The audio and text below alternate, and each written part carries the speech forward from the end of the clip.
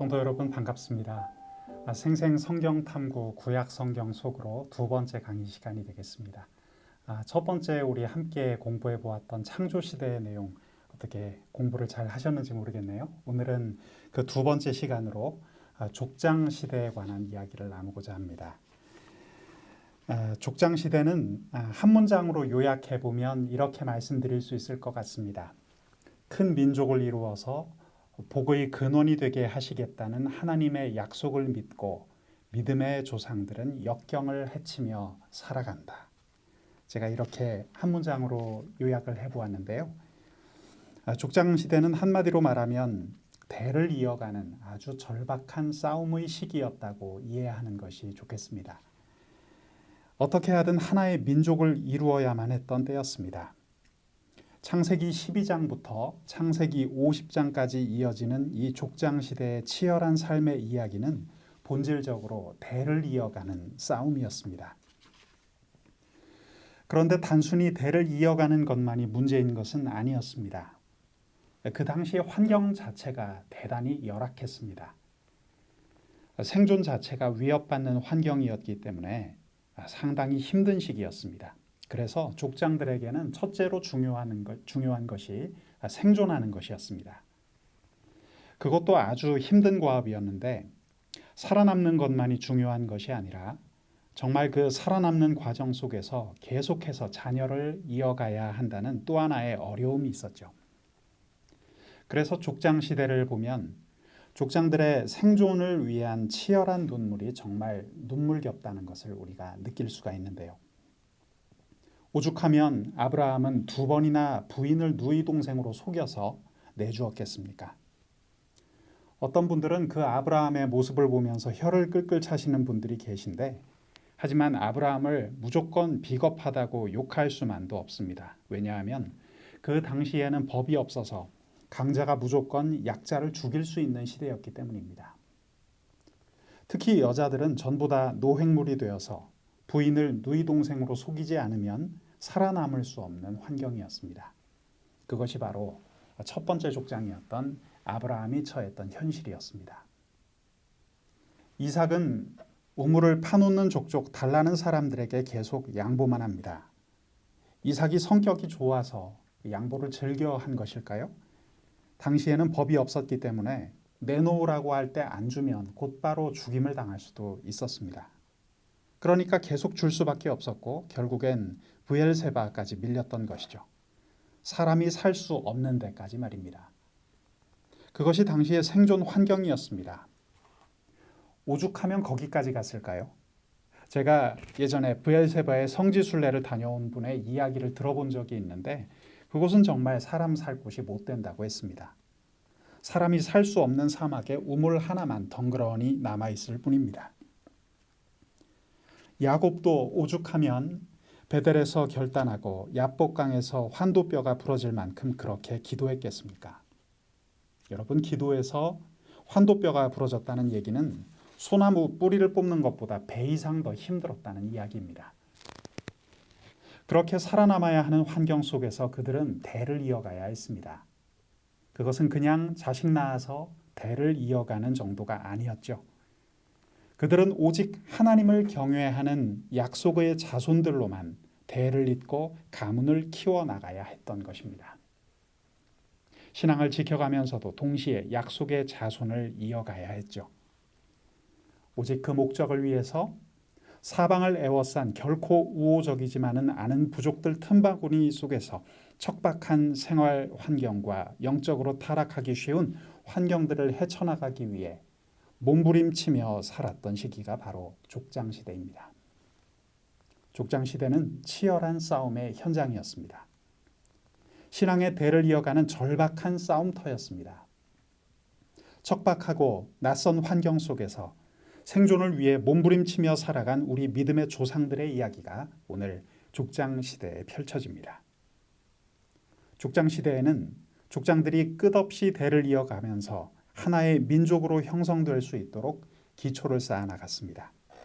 족장시대는 약속의 자손만으로 대를 이어가는 절박한 싸움의 시간이었죠. 이 족장 시대에서 한 가지 중요한 단어를 꼽으라면 바로 이 말일 것입니다. 하나님의 약속입니다. 오직 하나님의 약속만이 우리의 보증이요, 우리의 개런티가 된다는 것입니다. 오늘 족장 시대의 이야기는 4명의 주요 족장들을 중심으로 해서 이야기가 전개됩니다. 화면을 보시면 그 4사람의 이름이 소개되어 있습니다.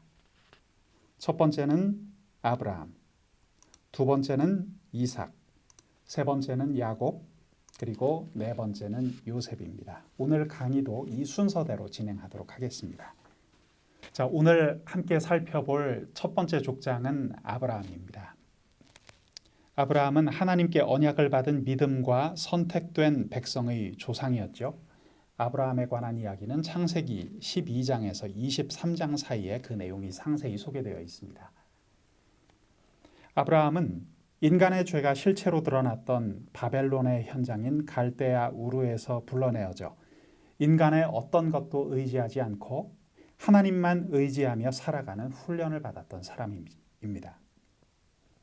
아브라함이 출생한 곳은 갈대아 우르, 즉 메소포타미아, 시날 평지 쪽입니다. 여기서 출생한 아브라함은 하나님의 부르심을 받아 하란까지 가게 되죠. 하란은 교차로라는 뜻입니다. 아브라함은 이 하란을 거쳐 가나안으로 내려오고 여기서 최후를 맞이하게 되는데요. 지금 화면에서 보고 계신 이 지도가 바로 아브라함의 인생 여정입니다. 물론 중간에 기근 때문에 애굽에 가서 바로 왕을 만났다가 다시 돌아오기도 했습니다. 이 아브라함의 여정을 두고 학자들은 보통 대상들의 길, Donkey Caravan이라고 불렀습니다. 당나귀 위에 짐 싣고 팔러 다니는 장사꾼들의 길이라고 보는 것이죠. 실제로 이집트의 벽화를 보면 아브라함 당시 것으로 보이는 당나귀 위에 히브리인 같은 사람들이 무언가를 싣고 오는 모습이 묘사되는데요. 그것이 아마 대상이었을 것입니다. 그래서 아브라함의 직업은 무역중개 또는 상업이었을 것으로 상당히 많은 학자들이 추정하고 있습니다. 그런데 그 당시 대상들의 길에는 아무런 보호장치가 없었죠. 경찰도 없었고 정찰대도 없던 길이었는데 그래도 무서워도 계속해서 그 길을 가야 했습니다. 결국 하나님만 의지할 수밖에 없는 길이었죠.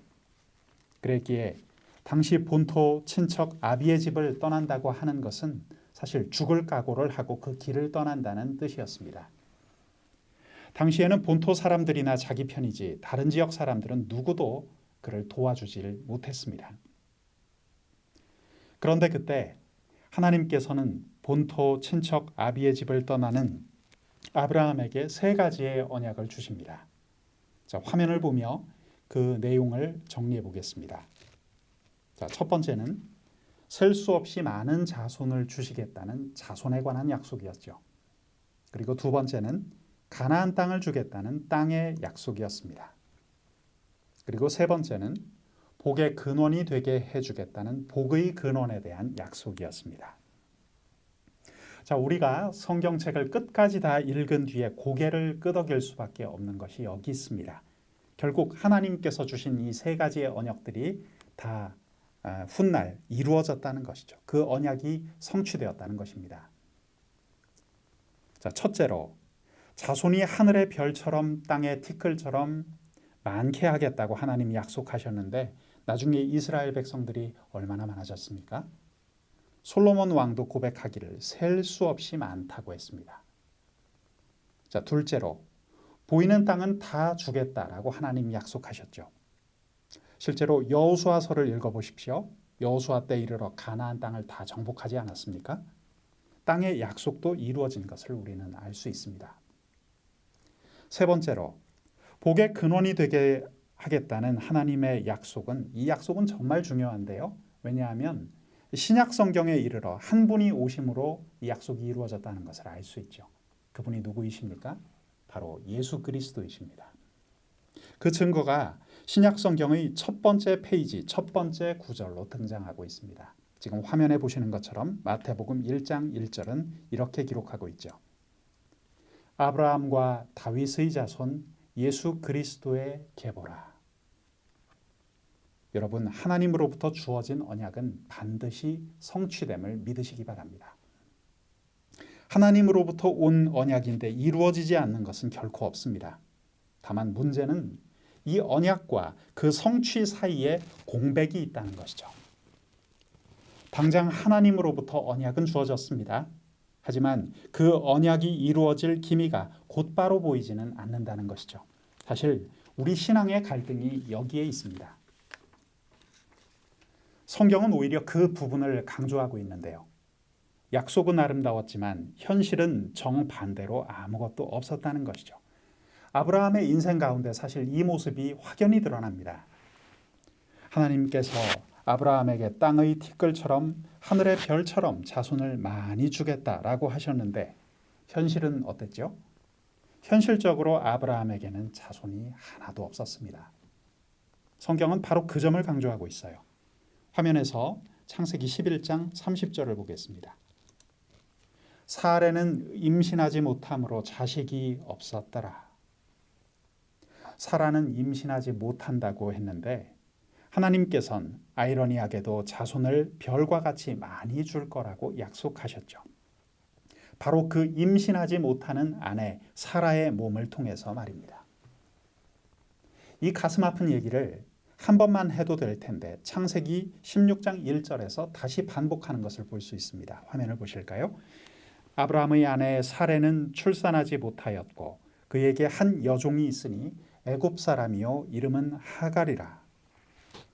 그리고 창세기 18장 11절에 가서는 한술 더 떠서 이렇게 기록합니다. 아브라함과 사라는 나이가 많아 늙었고 사라에게는 여성의 생리가 끊어졌는지라. 여러분, 성경이 할 얘기가 없어서 한 여인에게 폐경기가 온 것까지 확인하겠습니까? 이 점을 성경이 밝힌 이유가 있습니다. 그것이 무엇일까요? 사라가 아이 낳을 확률이 아예 없었다라고 못 받기 위함입니다. 자손에 대한 약속을 그렇게 많이 주어놓고는 이것이 성취되기 전에 현실적으로 볼 때는 100% 불가능한 환경이었다는 것을 성경이 거듭해서 강조하고 있는 것이죠. 자, 게다가 성경을 계속해서 읽어보면 아브라함이 나이가 계속 먹어가는 것을 이야기하고 있습니다. 구체적인 증거가 성경 말씀 가운데 드러납니다. 먼저 창세기 12장 4절을 보면 아브라함의 나이가 75세라고 기록이 되어 있어요. 75세만 되어도 결코 적지 않은 나이죠. 아무리 그 당시라 할지라도 말입니다. 16장 3절에 가보면 가나안 땅에 거한 지 10년 후라고 했으니까 이때 아브라함의 나이는 85세입니다. 그런데 16장 16절에서는 이스마엘이 태어났다고 했죠. 아브라함은 이때 86세였을 것입니다. 그런데 이스마엘은 그의 대를 이을 자식이 아니라고 하나님께서 분명히 말씀하시죠. 86세에 아이를 낳은 것도 정말 기적적인 일인데 그는 아니라는 것입니다. 그래서 아브라함은 다시 시작해야 했습니다. 자, 다시 17장 1절에 가보면 아브라함의 나이는 99세였고 17절에 가서는 100세라고 되어 있습니다. 나이는 자꾸 먹어가는데 자식은 없었습니다. 대를 이을 자식이 없었습니다. 자손을 많이 주시겠다고 거듭되는 하나님의 약속이 있었지만 그와는 정반대로 배우자인 사라는 점점 더 늙어갔고 더 이상 아이를 낳을 몸이 되지 못했고 상황은 자손 얻는 것과는 점점 더 멀어져 갔습니다. 그런데 놀라운 점은 아브라함이 하나님의 약속을 온전하게 믿었다는 것이죠. 여기에 놀라움이 있습니다. 아브라함은 현실만을 바라보지 않았고 오히려 하나님의 약속에 집중했죠. 여호와께서 이를 그의 의로 여기셨다라고 창세기는 기록을 하고 있습니다. 이것이 아브라함이 믿음의 조상이라는 분명한 사인이었습니다. 하나님의 언약은 처음부터 우리가 믿을 만한 모습으로 우리가 이해하기 쉬운 방식으로 다가오지는 않는 것 같습니다. 언약은 반드시 성취됩니다. 하지만 그 사이에 갭은 분명히 존재하죠. 여러분, 현실과 언약 사이에 이 갭을, 이 거리를 메우는 것이 무엇일까요? 성경은 그것을 믿음이라고 지칭하고 있습니다. 히브리서 11장의 그 말씀처럼 믿음은 보이지 않는 것의 실상입니다. 당장 눈에 보이는 상황이 아닌 가운데에서도 하나님의 약속이기에 온전히 따르고 믿는 것이죠. 자, 두 번째 약속을 생각해 보시죠. 하나님께서 눈에 보이는 땅을 너에게 다 주겠다는 약속을 주셨는데 현실은 어땠습니까? 아브라함에게는 죽은 부인 사라의 장사 지낼 땅조차 있지를 않았습니다. 세상에 아내가 죽었는데 묻을 땅이 없다니 그 인생이 얼마나 초라합니까? 그래서 아내 사라를 묻을 막벨라 굴을 은 400세겔에 아브라함은 사들이죠. 여러분, 막벨라 굴의 사진을 보시면 돈이 많이 들어갈 땅이 아니라는 것을 알 수 있습니다. 그런데도 가나안인들이 선심 쓰듯이 그 땅을 팔아넘겼습니다. 사무엘 하 24장 24절을 보면 성전 지을 정도의 땅 범위가 그 값이 은 50세겔이라고 했는데 여기와 비교해 보면 부인 묻을 굴 하나 파려고 은 400세겔을 주었다는 것은 바가지를 써도 왕창 쓴 것이죠. 결국 이 막벨라 굴 무덤은 믿음의 조상들의 무덤이 되었고 이곳에 아브라함과 사라, 이삭과 리브가 그리고 야곱과 레아 이 세 커플이 나란히 묻히게 됩니다. 이렇게 부인 묻을 땅도 없는 사람에게 하나님께서는 뭐라고 약속하시죠? 동서남북 보이는 모든 땅을 다 너에게 주겠다. 여러분, 이것이 말이 됩니까? 그런데 그것을 믿어야 하는 것이 바로 믿음이라는 것이죠. 누가 말씀하셨기 때문입니까? 전능하신 우리 하나님께서 말씀하셨기 때문입니다. 창세기에 나오는 믿음의 조상들의 싸움은 이처럼 치열했습니다. 아무 믿을 백 없이 말씀만 붙들고 나갔기 때문입니다. 자, 이번에는 세 번째로 복의 근원이 되게 하시겠다는 약속을 생각해 보시죠. 아브라함은 복의 근원은커녕 부인을 자기 누이라고 속여야 할 정도로 어려운 신세에 처해 있었습니다. 이처럼 생명의 위협을 느낄 수밖에 없는 현실을 아브라함은 믿음으로 극복하면서 나아갔죠. 그리고 이 약속들이 이루어질 것을 그는 전부 다 믿고 있었습니다. 그렇게 아브라함이 믿음을 보이자 우리 하나님께서는 어마어마한 약속을 보여주시죠. 창세기 12장 2절 3절 말씀은 이렇게 기록되어 있습니다. 내가 너로 큰 민족을 이루고 네게 복을 주어 네 이름을 창대하게 하리니 너는 복이 될지라. 너를 축복하는 자에게는 내가 복을 내리고 너를 저주하는 자에게는 내가 저주하리니 땅의 모든 족속이 너로 말미암아 복을 얻을 것이라 하신지라. 아멘. 결국 아브라함이 평생을 기다려 얻은 것은 아들 이삭이었습니다. 그런데 거기서 그치지 않고 하나님께서는 한 가지 더 매우 어려운 테스트를 주시죠. 이삭을 바치라는 것입니다. 하나님께서 왜 그런 명령을 주셨을까요? 그것은 믿음을 보시기 위해서였습니다. 왜 하나님께서 이삭을 바치라고 명하셨을까요? 그것을 사실 모리아산 사건만 가지고 얘기하기는 어렵습니다. 성경 시대로 돌아가 보면 굉장히 다양한 얘기가 있을 텐데 우리가 보는 그 창문이 작기 때문에 우리가 다 헤아리기가 어렵습니다. 하지만 한 가지 메시지만은 분명합니다. 우리는 이삭 사건을 통해서 약속을 누가 끌고 나가는가를 보아야 한다는 것이죠. 이삭을 바치라고 함으로써 사실 하나님께서는 자기 모순에 들어가셨습니다. 자손을 땅에 티끌같이 주겠다고 약속하고 기다리게 하신 뒤 100살에 사라를 통해서 이삭을 주셨는데 이제 와서 그 귀한 아들 이삭을 죽이라고 말씀하시니 정말 모순 아닙니까? 그럼에도 그런 명령을 하신 것은 하나님이 주신 약속을 이루는 주체가 결코 이삭이 될 수 없었기 때문입니다. 오늘날도 너무나 많은 사람들이 가지고 있는 문제가 바로 이것입니다. 여러분, 아무것도 안 보일 때에는 사람들이 열심히 믿고 기도하죠. 하지만 뭔가 이루어질 것 같으면, 내 손에 잡힐 것 같으면 그때부터는 자기 주도적으로 변해버립니다. 아브라함도 막막할 때는 하나님을 온전히 믿고 따랐습니다. 하지만 이삭이 태어나자 그때부터는 머릿속에 이삭의 인생에 대한 마스터 플랜이 세워지고 이 아이를 어떻게 키워보겠다는 생각이 가득했을 것입니다. 자연스럽게 하나님의 존재감은 작아져 갔을 것입니다. 매일 이삭이 얼마나 잘 크냐만 확인하고 하나님은 보지 않았던 것입니다. 처음부터 하나님을 보고 시작했으면 마지막까지 하나님을 바라보는 그것이 바로 성경이 말하는 믿음이죠. 그런데 성경은 모든 사실을 다 일일이 상세하게 설명하지는 않습니다. 성경은 주로 중요한 포인트를 짚어주지 전달 과정 속에 우리가 이해하지 못하는 부분이 있다는 것을 우리는 인정하고 가야 합니다. 단 성경에 드러난 중심 메시지는 명료합니다. 이처럼 아무것도 보이지 않았지만 아브라함은 하나님의 기대대로 약속과 현실 사이의 이 간격을 믿음으로 메꾸면서 나아갔습니다. 그 약속들이 이루어지는 징후로 태어난 아들 이삭을 보는 것으로 만족하면서 아브라함은 그에게 역사의 바통을 넘겨주었습니다. 이어서 오늘 생각해보는 두 번째 족장, 이삭의 이야기입니다. 이삭은 조용하게 순종의 삶을 살아간 언약의 징검다리라고 요약할 수 있겠습니다. 이삭의 스토리는 창세기 24장에서 28장까지 이어집니다.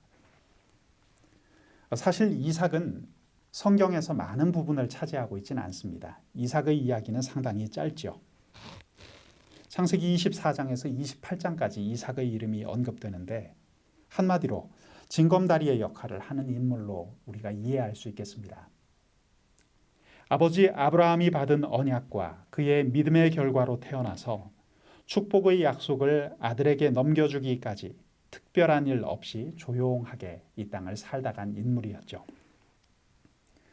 지금 화면을 보시면 이삭의 행동 반경이 지도에 그려져 있습니다.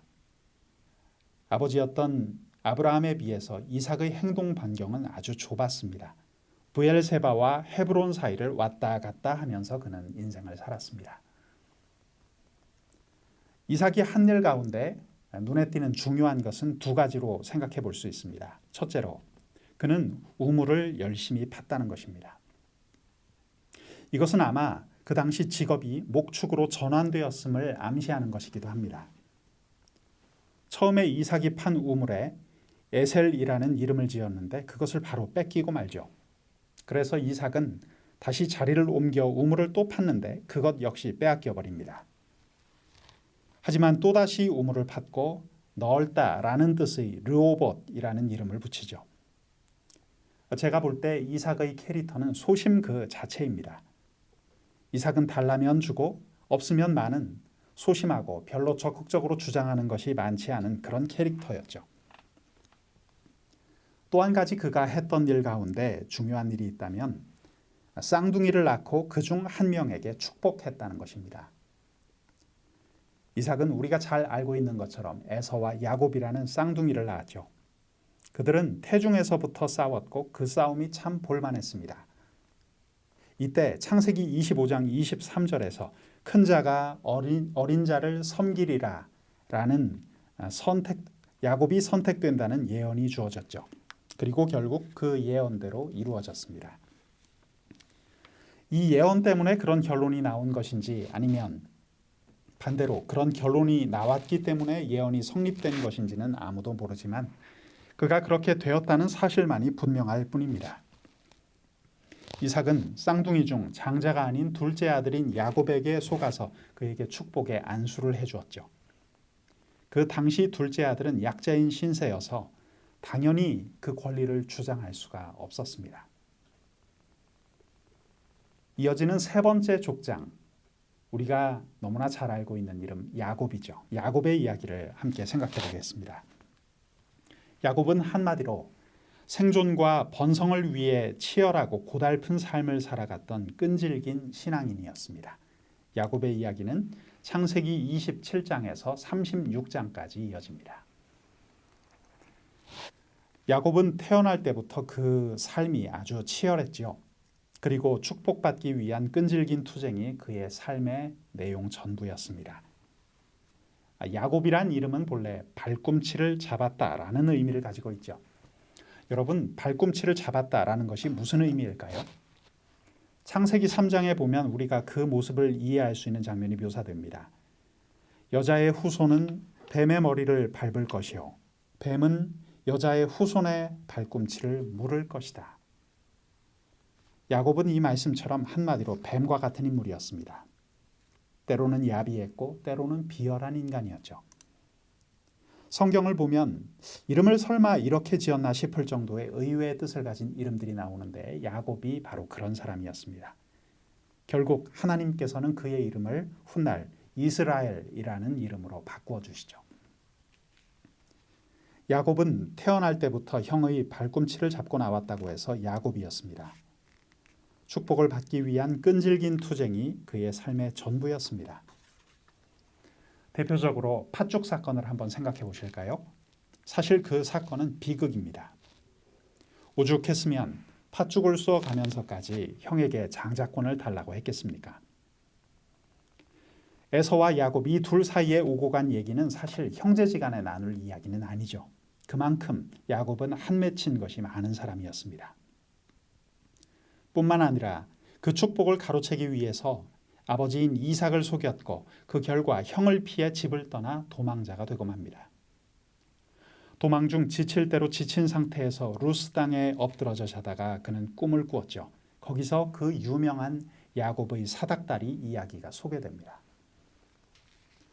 그곳에서 하나님을 만났기 때문에 그는 하나님의 집, 곧 베델이라는 이름을 거기에 붙이죠. 그리고 야곱은 거기서 하란까지 이동해 갑니다. 할아버지였던 아브라함이 나왔던 하란까지 도망을 간 것이죠. 그 후 하란에서 20년간을 살면서 그에게 얼마나 많은 일들이 있었습니까? 거기서 장인과 속고 속이는 갈등의 시간을 보낸 후 그는 야반 도주해서 가나안 땅에 들어오려고 했는데 또 거기에는 원수인 형 에서가 기다리고 있었습니다. 원수가 된 형을 만나야 하니 얼마나 힘들었겠습니까? 그때 그는 야복강에서 기도합니다. 그리고 극적으로 에서와 만나 화해하게 되죠. 그 후 몰래 도망 나와 베델을 거쳐 결국은 헤브론과 브엘세바까지 이동해 갑니다. 한마디로 야곱의 인생은 계속 움직여 갔던 인생이었습니다. 나중에는 흉년과 기근이 들어 요셉을 통해 결국 애굽에까지 흘러 들어가죠. 그리고 거기서 그 고단한 생을 마치고 눈을 감습니다. 야곱의 이동 경로는 화면에서 보시는 것처럼 아브라함과도 맞먹을 만큼 복잡하고 깁니다. 사람이 이처럼 여러 지역에서 살았다는 것은 그 인생이 정말 고달프고 복잡했다라는 뜻이죠. 문화를 바꾸어가면서 살기 때문입니다. 삶의 여정이 복잡 다단했던 것만큼이나 이동 지역도 꽤 넓었던 야곱이었습니다. 그뿐만 아니라 야곱은 이스라엘 사람들 중에서 제일 폼나게 죽은 사람이기도 했습니다. 우리가 성경을 통해서 그 내용을 확인할 수 있는데요. 야곱이 죽었을 때 향 재료를 넣는 데만 40일이 걸렸다는 성경의 기록이 남아 있어요. 그 얘기는 무엇입니까? 거의 황제 수준의 대접을 받고 죽었다는 이야기입니다. 다른 족장들은 어디서 죽었는지 뼈도 못 추리는데 야곱은 자식 잘 둔 덕에 그런 영광을 죽어서나마 누렸습니다. 하여간 야곱은 굉장히 복잡한 삶을 살아갔던 인물이죠. 파란만장하고 치열한 인생 역정의 소유자입니다. 야곱이라는 이름처럼 비열한 면도 그 인생 가운데 있었지만 그는 결국 하나님과 겨루어 이겼다라는 뜻을 가진 이스라엘이라는 이름을 얻을 만큼 하나님께 매달리는 기도의 사람이기도 했죠. 그래서 그의 베델의 체험, 야복강의 체험은 정말 영적으로 중요한 의미를 담고 있습니다. 야곱의 삶을 정리해 본다면 약속의 세 번째 주자로서 제법 규모가 큰 가족을 이루는데 온 힘을 다한 인생이었습니다. 마침내 그의 이름은 선택된 민족의 이름인 이스라엘이 되었고 그의 아들 12명은 결국 이스라엘 12지파의 시조가 되었습니다. 야곱은 약속의 세 번째 주자로서 굉장히 많은 것을 이루었습니다. 그리고 개인적으로도 많은 부를 이루었죠. 고향을 떠날 때는 빈손이었지만 올 때는 가축이 2떼를 이를 정도로 아주 부유한 삶을 살았습니다. 하지만 개인적으로 험악한 세월을 보냈던 믿음의 조상이었죠. 애굽 왕 바로 앞에서 그가 고백했듯이 말입니다. 그 내용이 창세기 47장 9절에 있는 것을 우리가 확인해 볼 수 있습니다. 화면을 함께 보시겠습니다. 야곱이 바로에게 아뢰되 내 나그네 길의 세월이 130년이니이다. 내 나이가 얼마 못 되니 우리 조상의 나그네 길의 연조에 미치지 못하나 험악한 세월을 보내었나이다 하고, 야곱이 이렇게 바로 왕 앞에서 험악한 세월을 보냈다라고 말한 데에는 몇 가지 이유가 있었습니다. 그 내용을 잠시 살펴보겠습니다.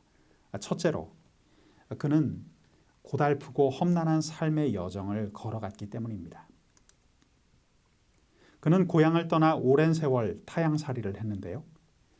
비록 죽은 다음에 향 재료를 얻는데 약 40일의 기간이 걸리고 애곡하는데 그 정도의 기일이 걸릴 정도의 대우를 받았지만 결국 타향해서 죽고 말았습니다. 우리나라 사람들 가운데에도 격동의 20세기 초반을 거치며 고향을 떠나 여기저기 떠돌다 결국 머나먼 타향에서 생을 마감한 분들이 정말 많이 계시지 않습니까? 정말 험악한 세월 그 자체를 살아낸 경우인데 야곱의 인생도 그런 시기였습니다. 둘째로, 인간관계가 고달픈 삶의 여정 때문입니다. 도처에 깔려있는 고달픈 인간관계가 그를 정말 힘들게 만들었죠. 쉽게 해결될 것 같지 않고 신경 쓰지 않으면 안 되는 고달픈 인간관계가 평생 그를 따라다녔습니다. 예를 들어서 형 에서와의 관계가 그랬죠. 팥죽 사건 이후 장자권을 빼앗아간 것 때문에 야곱은 평생 그의 마음속에 짐을 하나 지고 살고 있었습니다. 아버지 이삭하고의 관계도 좋지 않았죠. 외삼촌이자 이중 장인인 라반과의 관계는 먹고 먹히는 고통 그 자체였습니다.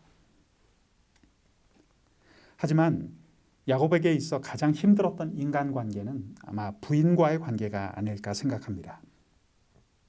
부인인 레아와 라헬과의 관계가 정말 힘겨웠죠. 부인이 둘인 인생이 얼마나 피곤한지 야곱을 보면 우리가 잘 알 수 있습니다. 성경은 아주 그것을 생생하게 묘사하고 있는데요. 야곱은 거기다가 첩까지 들이니까 4명의 여자에게 들볶임을 당했습니다. 배우자가 여럿인 사람이 안 그런 사람보다 간암에 걸려 죽을 확률이 배 이상 높다는 아주 재미있는 통계도 저는 본 적이 있는데요. 그만큼 신경을 많이 쓰기 때문일 겁니다. 야곱이 사실은 자기 할아버지 아브라함처럼 적어도 200세는 살 것인데 빨리 죽은 것도 다 이유가 있는 것 같습니다. 레아와 라헬이 야곱을 두고 싸우는 그 모습을 보면 야곱은 조선시대로 치면 거의 숙종 임금에 버금가는 사람이죠. 오늘은 누구 방에 들어가느냐를 놓고 끝없이 갈등했습니다. 또 서로 아이 많이 낳으려고 자기 시녀들을 야곱에게 들이미는 기막힌 경쟁을 펼치죠. 그러니까 인간관계 중에서도 부인과의 관계가 야곱에겐 특히 골치 아픈 부분이었습니다. 이처럼 아주 인간관계가 피곤한 인생을 살았기 때문에 그는 험악한 인생을 살았다고 자기의 입으로 스스로 고백했던 것이죠.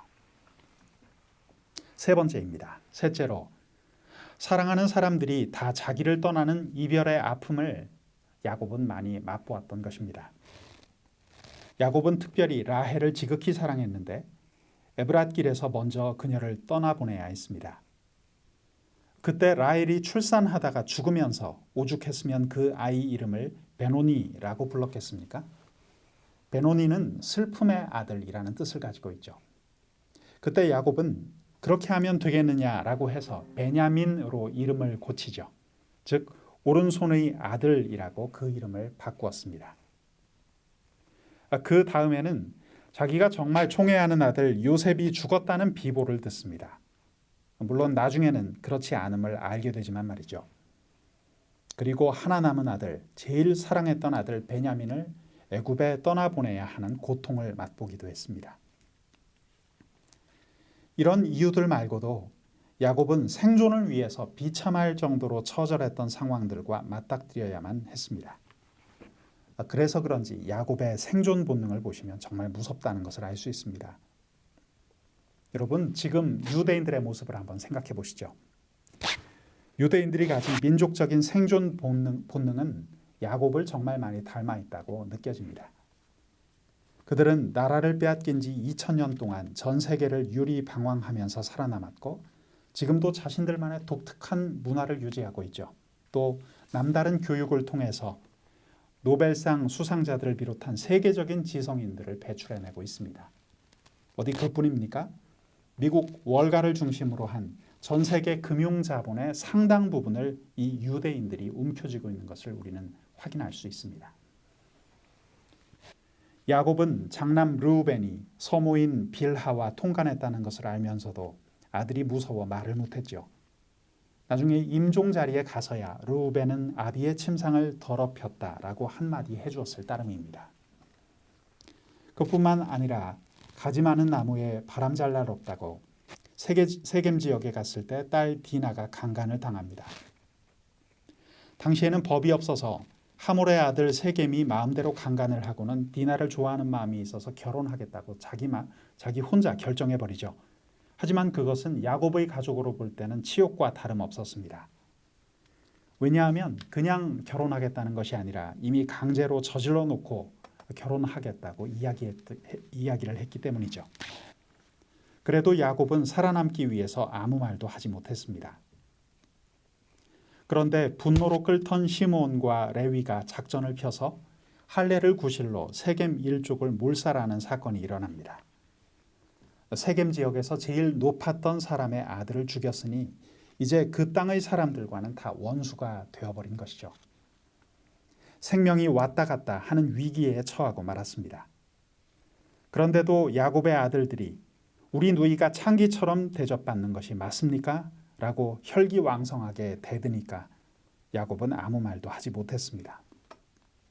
여러분 한번 생각해 보세요. 그때 야곱의 심정이 어땠겠습니까? 이처럼 생존을 위해 볼 것, 못 볼 것 다 경험하면서도 억누르고 살았기에 그는 자신이 험악한 세월을 살았다고 이야기했던 것이죠. 하지만 그럼에도 야곱이 끝까지 붙잡았던 것은 하나님이었습니다. 하나님의 약속을 그는 끝까지 붙들고 살았습니다. 그랬기 때문에 야곱은 훗날 믿음의 조상들의 반열에 들어갈 수가 있었죠. 그리고 그 이름처럼 이스라엘이 되었습니다. 오늘 우리가 마지막으로 살펴볼 족장은 우리가 잘 아는 이름 요셉입니다. 요셉은 이스라엘이 큰 민족을 이룰 수 있도록 애굽이라는 인큐베이터 속으로 인도해간 흠없는 지도자라고 요약해 볼 수 있겠습니다. 요셉의 인생 스토리는 창세기 37장에서 50장까지 이어집니다. 창세기 속 요셉 스토리 가운데 우리가 꼭 기억해야 할 단어가 있다면 인큐베이터라는 말입니다. 하나님이 이스라엘 백성을 애굽으로 집어넣으신 것은 바로 이 인큐베이터의 기능 때문이었죠. 너무 작은 70명의 가족을 가지고는 이스라엘 민족을 이룰 수 없었기 때문에 애굽에서 장정만 60만 명이 넘는 큰 민족으로 키워서 나오게 하시려는 것이 하나님의 원대한 뜻이었습니다. 이스라엘이 한 민족으로서의 구실을 할 때까지 애굽은 인큐베이터의 역할을 해준 것이죠. 요셉은 야곱의 12아들 가운데 11번째 아들이었습니다. 하지만 야곱에게서 장자권을 부여받은 아들이었죠. 성경에 보면 요셉에게 야곱이 채색 옷을 입혀주었다는 이야기가 나옵니다. 그 자체가 바로 장자권을 받았다는 뜻입니다. 그러니 형들이 가만히 있을 수 있었겠습니까? 어떻게 그럴 수 있느냐라고 난리가 날 수밖에 없었습니다. 그리하여 어린 시절 형들의 시기로 고난을 받아 그는 비참한 모습으로 애굽의 노예로 팔려갔지만 그의 조상들처럼 요셉은 하나님만 바라보는 삶을 살아갔습니다. 그 가운데 하나님의 놀라운 섭리로 초강대국인 애굽의 총리의 자리에 이르게 되죠. 요셉의 고난 스토리에는 여러 가지 의미가 담겨 있습니다. 먼저 요셉 자신에게도 중요한 의미가 있었습니다. 솔직히 말하면 애굽으로 팔려가기 전에 요셉의 모습은 한 대 때려주고 싶을 만큼 얄미운 모습이죠. 자기가 꿈을 꾸었으면 꾸었지 형님들 내가 꿈꾸었는데 한번 들어보시겠습니까? 라고 말하지 않습니까? 입을 쥐어박으면서 그래 너 잘났다 라고 말하고 싶을 정도입니다. 오죽하면 아버지인 야곱까지도 그러지 말라고 했겠습니까? 그때 요셉은 인격이 아직 미성숙한 상태였습니다. 그런데 고난을 겪더니 그의 인생이 완전히 달라져 버렸죠. 여러분, 고난을 겪지 않으면 사람은 잘 달라지지 않습니다. 요셉 개인을 위해서도 고난은 필요했습니다. 둘째로, 정말 중요한 것은 이스라엘 백성들을 위해서 그 고난이 필요했다는 것이죠. 요셉이 자신이 고난당해야 했던 이유를 깨닫게 된 것이 창세기 45장 5절에서 8절까지 말씀에 담겨 있습니다. 요셉이 형들을 만났을 때 한 얘기입니다. 화면을 함께 보실까요? 당신들이 나를 이곳에 팔았다고 해서 근심하지 마소서. 한탄하지 마소서. 하나님이 생명을 구원하시려고 나를 당신들보다 먼저 보내셨나이다. 이 땅에 2년 동안 흉년이 들었으나 아직 5년은 밭갈이도 못하고 추수도 못할지라. 하나님이 큰 구원으로 당신들의 생명을 보존하고 당신들의 후손을 세상에 두시려고 나를 당신들보다 먼저 보내셨나니 그런즉 나를 이리로 보낸 이는 당신들이 아니요 하나님이시라. 하나님이 나를 바로에게 아버지로 삼으시고 그 온 집의 주로 삼으시며 애굽 온 땅의 통치자로 삼으셨나이다. 여러분, 이 고백을 곰곰이 묵상해 보시기 바랍니다. 요셉은 정말 믿음의 사람이었습니다. 애굽까지 팔려와서 고난 겪은 이야기를 수려한 것이지만 삶을 어떻게 보느냐에 따라서 인생의 해석이 완전히 달라지죠. 여러분, 기억하시기 바랍니다. 신앙은 해석입니다. 우리의 인생은 해석입니다. 너희들이 날 팔았지? 내가 얼마나 죽을 고생을 한 줄 알아? 하는 차원의 인생이 아니었다는 것입니다. 똑같은 사실을 놓고도 이렇게 다르게 해석할 수 있는 것이 바로 신앙입니다. 요셉처럼 하나님께서 하셨다라고 해석하는 순간 우리 인생의 이야기는 완전히 달라집니다. 다시 한번 요셉은 자신의 고난의 의미를 형들에게 계속해서 들려주고 있습니다. 창세기 50장 19절에서 21절까지의 말씀입니다. 요셉이 그들에게 이르되 두려워하지 마소서. 내가 하나님을 대신하리이까. 당신들은 나를 해하려 하였으나 하나님은 그것을 선으로 바꾸사 오늘과 같이 많은 백성의 생명을 구원하게 하시려 하셨나니 당신들은 두려워하지 마소서. 내가 당신들과 당신들의 자녀를 기르리이다 하고 그들을 간곡한 말로 위로하였더라. 아멘. 이것은 야곱이 죽자 형들이 겁을 집어먹고 다시 왔을 때 요셉이 했던 말입니다. 이 모든 일은 철저하게 하나님께로부터 시작된 것이라고 해석하니까 완전히 그 가족의 이야기가 달라지는 것이죠.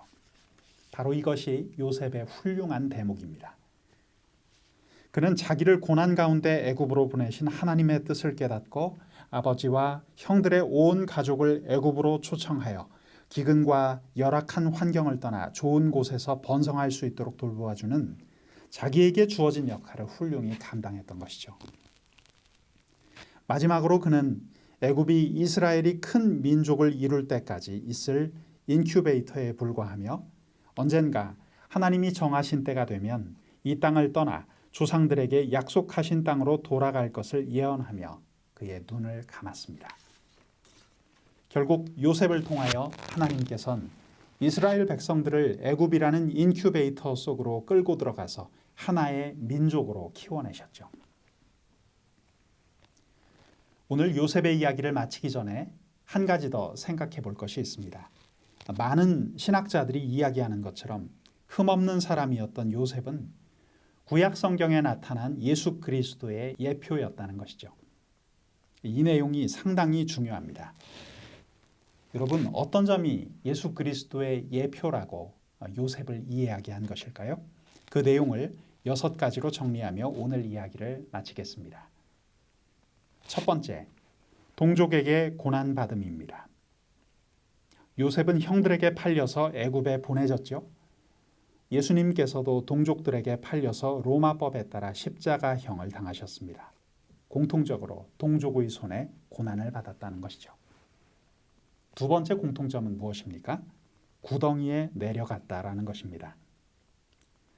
예수님께서는 아리마대 요셉의 무덤에 들어가셨는데 요셉도 애굽의 노예로 팔려갈 때 형들이 파놓은 그 구덩이에 내려갔던 것이죠. 이것은 죽음을 의미합니다. 이런 비슷한 경우를 대비시킨 것을 유비라고 신학적으로 일컫습니다.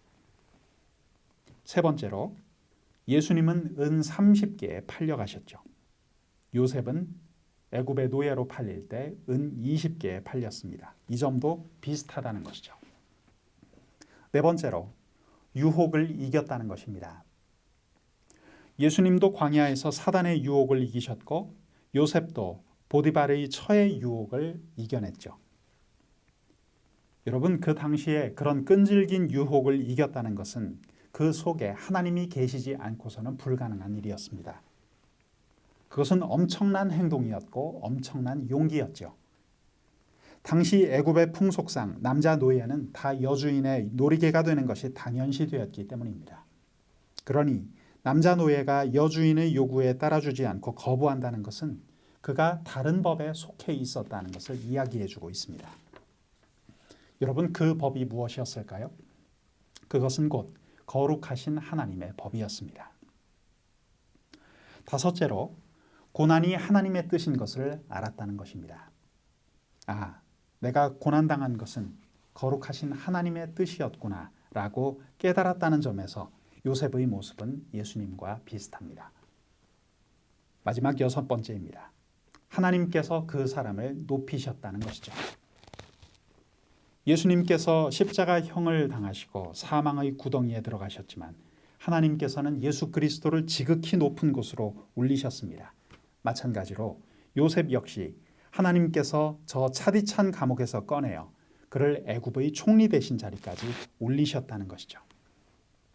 우리가 이상 6가지 모습으로 예수 그리스도를 예표하는 구약의 족장 요셉의 모습에 대해서 생각해 보았습니다. 사랑하는 성도 여러분, 우리도 이 요셉의 모습을 보면서 희망과 위로와 격려를 느끼지 않습니까? 왜냐하면 우리 역시 요셉처럼 예수 그리스도를 닮아야 하는 작은 예수들이기 때문입니다. 사랑하는 성도 여러분, 오늘 2강의 내용을 마치겠습니다. 다음 시간인 3강에서는 출애굽과 광야 시대의 이야기를 우리 함께 나눌 텐데요. 출애굽의 흥미진진한 이야기를 우리 함께 나눌 수 있기를 원합니다. 고맙습니다. 한 주간도 승리하십시오.